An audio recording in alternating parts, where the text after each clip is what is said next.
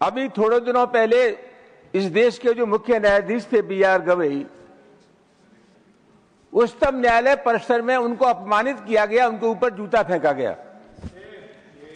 और सभापति जी मैं ऐसा मानता हूं कि ये जो कुछ हुआ इस वजह से हुआ कि वो दलित थे,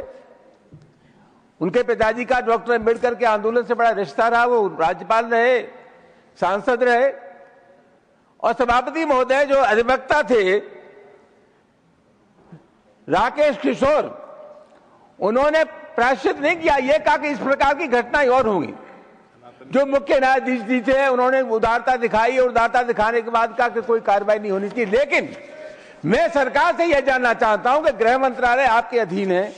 उत्तर प्रदेश दिल्ली की पुलिस आपके अधीन है, क्या आपको स्वतः संज्ञान लेकर के उस अधिवक्ता के खिलाफ कठोर कार्रवाई नहीं करनी चाहिए थी? आपने कोई कार्रवाई नहीं की। Please come to your question, please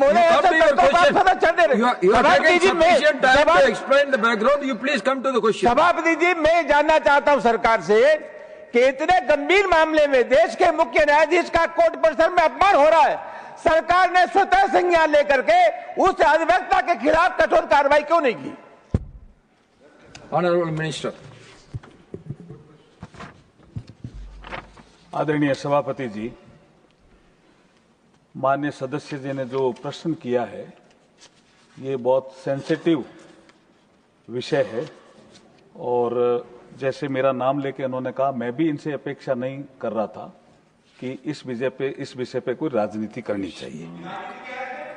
sir मैं आपके माध्यम से जवाब देना चाह रहा हूं, मैं आपके माध्यम से जवाब देना चाह रहा हूं। हमारे संविधान में हमारे संविधान में आर्टिकल 50, क्यों देश तो संविधान के अनुसार ही चलेगा सर, और हम भी जवाब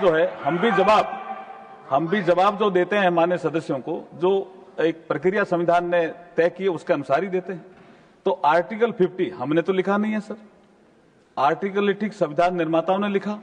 और उसमें उन्होंने कहा कि the state shall take steps to separate the judiciary from executive in the public services of the state.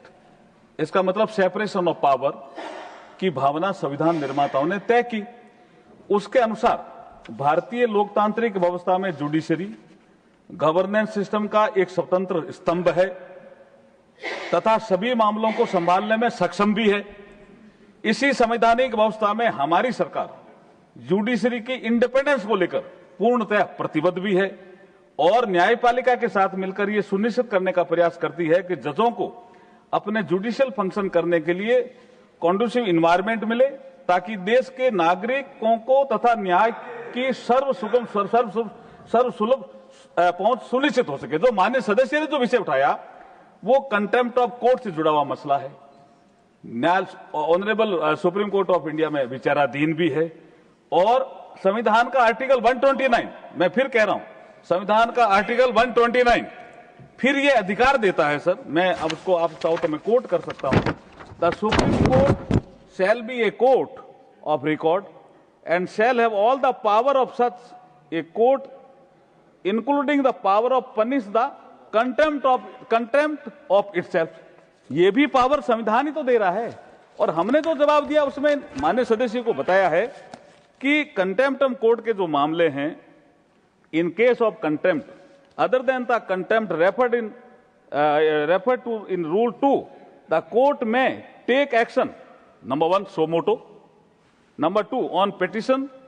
made by Attorney General or Solicitor General, or C, on a petitions made by any person, and in the case of criminal contempt with the consent in writing of the Attorney General or Solicitor General। ये जो संविधान में प्रावधान है उसके अनुसार जवाब दिया और न्यायपालिका स्वतंत्र है इसके लिए